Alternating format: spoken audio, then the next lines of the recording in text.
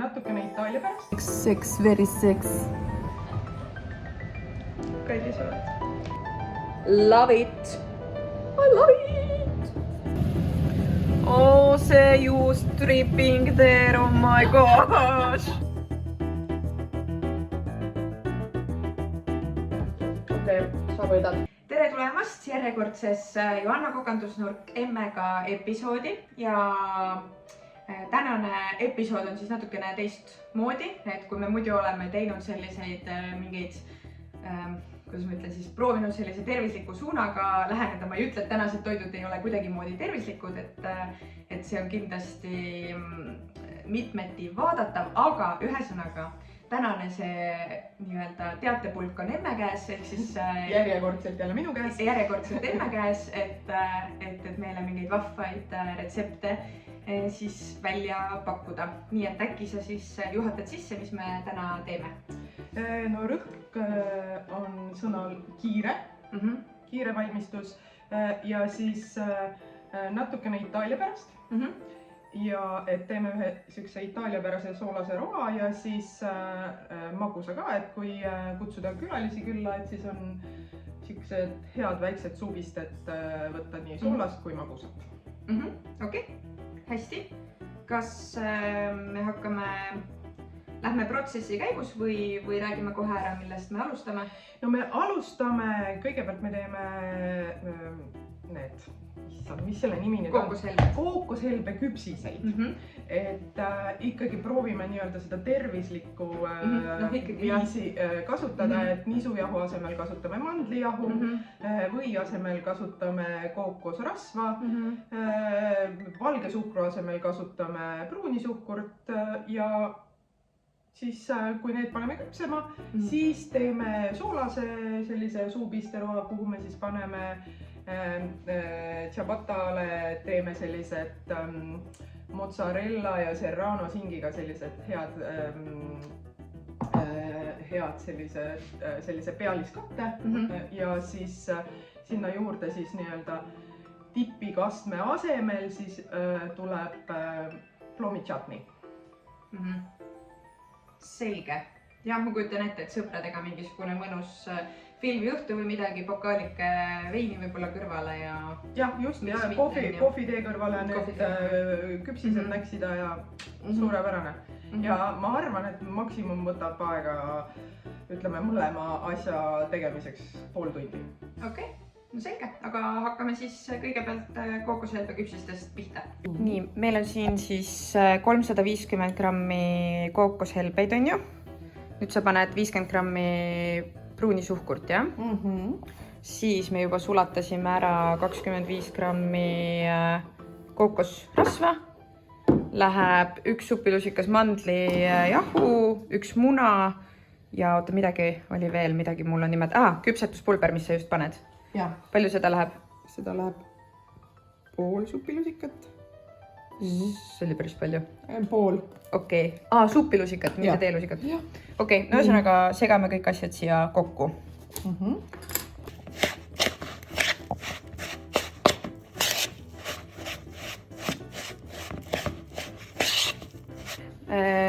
Natukene valetasin, panime 250 grammi kookoshelbeid, mitte 350 ja nüüd emme hakkab siis neid küpsiseks vorpima.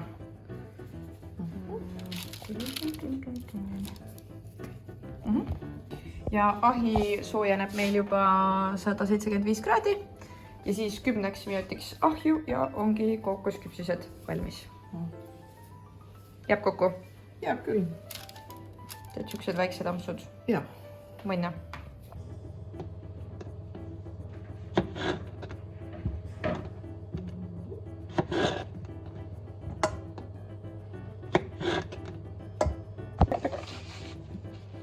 Nagu näiteks niimoodi või? Siit lähen ja siis juba viskan siia.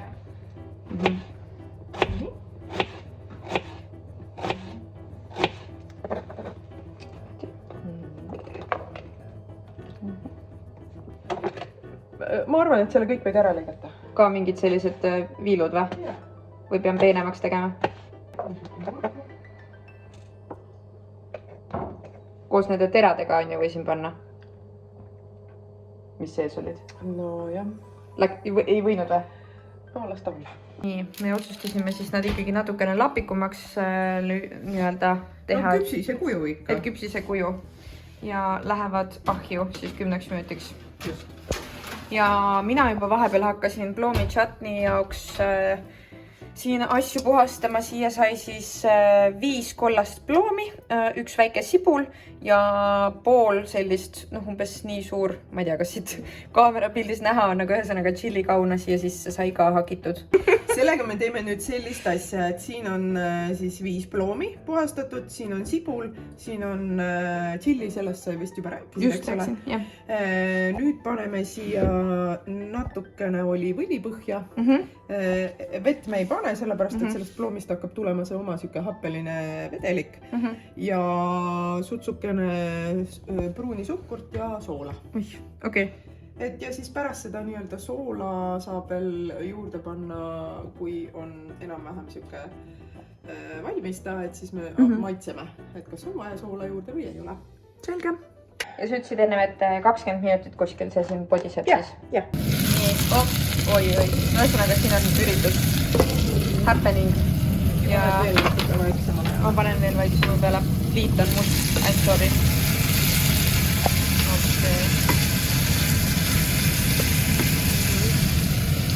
Tundub, et need ploomid on ikkagi kuivad, et saab siia natukene panema vett. Natukene paneme vett, sest mu ploomid on kuivad. Emme vahepeal lõikas siin juba mozzarellat ka. Meil oli 3 suurt mozzarellat ja emme lõikab need siis 4 ütlesid, jah? Jah. Mis me veel teeme? Me lõikame... Fantastiline. Me lõikame... Bloopersit ei ole, Martinit ei ole, kes bloopersit ei. Ma võin ise sulle bloopersit teha siia. Jah, väga hea. Need lähevad siis sinna Reelsi, sinna sellesse treilerisse. Okei, siis me veel sinki. Kuidas teile meeliks endale saada kõik see? Kallis oled. Nii, tegelikult ma tahtsin öelda, et me hakkame ciabattat lõikama, aga sa võtad singi hoopis ette. Mina tahtsin ciabattat lõikama hakata. Jaa, sa võid ciabatta viilud lõigata. Sellepärast, et selle singi ma panen nüüd selle nende ümber. Nende ümber? Jaa, ma mässin need juustud singi sisse. Serrano singi sisse. Okei, me siis toimetame.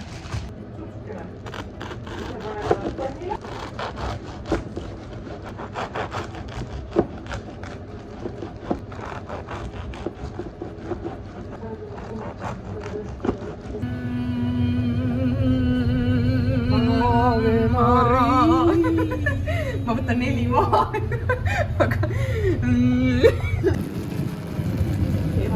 Sex, very sex. Ma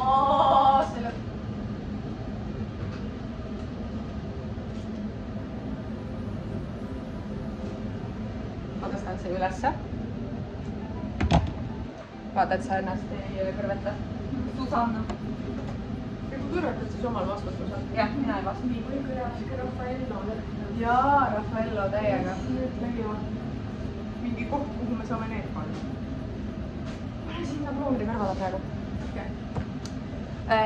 Mis ma tahtsin vahepeal öelda, oli see, et meil oli alguses küll 3 mozzarellat, aga emme palus öelda, et tal oli 80-grammine serrano sink ja piisab 2 mozzarellast, et praegu jäi mozzarellat natukene üle, et nagu see singi sisse sinna siis mässida. Ehk siis saite, ma panen retsepti niikuinii alla lõpuks. Ja siis selle ka, et see siin niimoodi podiseb seksikalt. Oi, kui udune. Tere! Podiseb. Me oleme vahepeal siia sutsu vett juurde pannud, et ta põhja ei hakkaks. Aga see ploom peab põhimõtteliselt seal sodiks minema.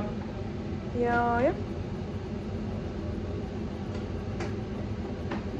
Food dance, seepärast, et lõhnad on juba nii head, et ma juba tahaks kõike juba süüa.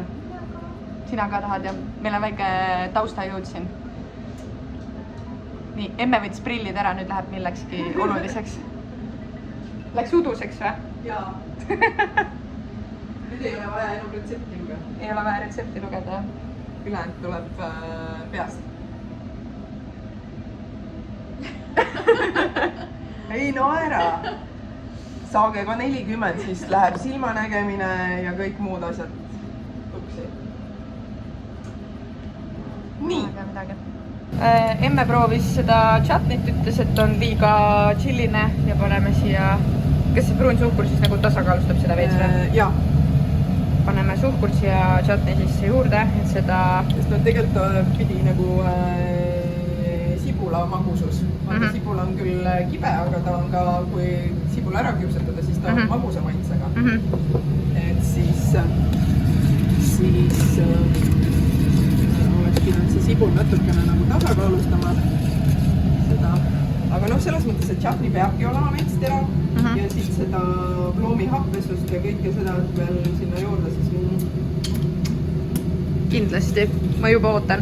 Väga ootan juba.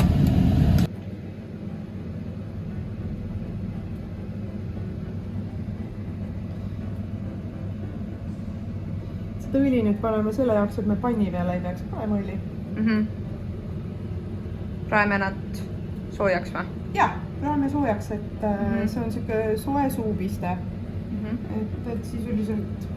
Siis siia tuleb see ploomi chutni peale ja see mozzarella singiga. Just. Ja siis ongi kõik, on ju? Ja veel basiilikuga, mis tahtsid kaunistada. Selge. Ja basiiliku ja muidugi minu lemmiku trühvli balsaamikuga. Trühvli balsaamiku. Selge.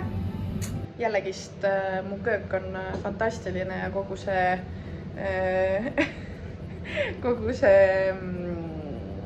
no ma ei saa nüüd öelda, statiivi tehnika. Ühesõnaga, ma varsti ausõna ostan endale normaalse statiivi, et mul ei oleks mingi trepp köögilaua peal. Aga me saame asja tehtud, vabandusi ei ole, on ainult lahendused. Nii et varsti on juba valmis ja saame sööma hakata. Mul on kõht juba nii tühi, need lõhnad on nii imelised siin. Kus sa panni peitsid? Seal on üks pann või siis seal, võta alumisest riiulist, saab suurema panni. Et jah, ma ei oskagi kohe midagi öelda. Siis nüüd meil on pann, ajame panni kuumaks, siis lähevad kähku need saiad peale, keerame ühtepidi, teistpidi. Ja siis lähevad mozzarella sinna serrano singi sisse mässitud. Ja seda ka laseme niimoodi maksimum minut, et see juust ja sink läheks soojaks. Ja tõstame siia saiade peale ja njam-njam. Äiega!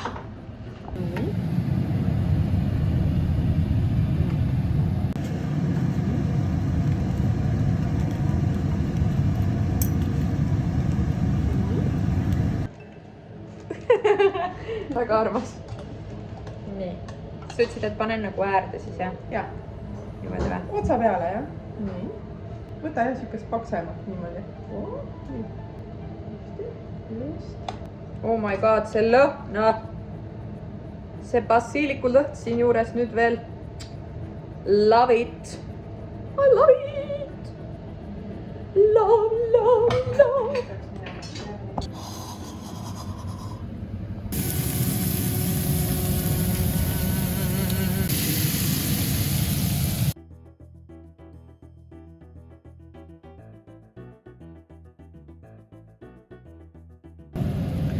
Oh, see juust dripping there, oh my gosh. Oh my gosh. Sexy.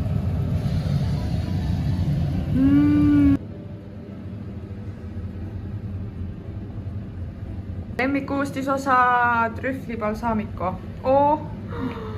Millega annab siis ka nii-öelda toidule sellist ilusat nagu joonistaksid peale ja annab siukest ilusat värvi anda. Et siin ongi siis nüüd kevadiselt roheline, kollane, siis natukene sellist liha, valget, pruunikat. Kõike värve, et oleks nagu toidulaual erinevad värvid. Väga hea, hakkame maitsma. enne vist ei saanud mainida, et selline suupiste sõpradega niimoodi õhtu jooksul süüa on oluliselt tervislikum kui mingid krõpsud või siis ma ei tea, soolatud pähklid või midagi. Tõsi.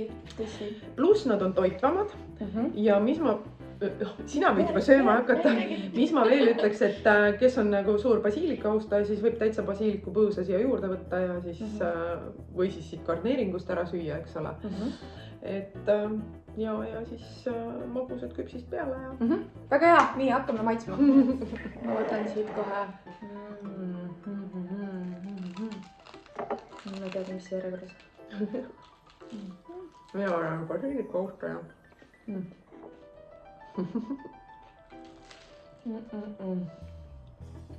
Noh, tegelikult on meil need siuksed piklikud tšabatad, et oleks parem, kui ta on siuke väiksem tšabata, et siis see moos jääks nii-öelda ka selle nagu juustu ja selle serrano singi alla, et siis saad nagu kõik korraga, eks ole. Praegu meil on nii, et me saame ühest otsast seda moosi ja teisest otsast siis seda sinki. Kõik on okei, ma saan aru, jah? Ja vürtsikus on ka täpselt nagu super kogus, et ei ole liiga palju. See suhkur nüüd tasakaalustas. Okei, sa võidad. Nagu, et selles mõttes edaspidi me teeme emme pakutud retsepte ainult. Ei, selles mõttes, et kindlasti on minul sinult ka midagi õppida. Ära nüüd... Ja ei, ma olen nõus, aga hetkel, kui ma seda söön, siis ma arvan, et sa võidad.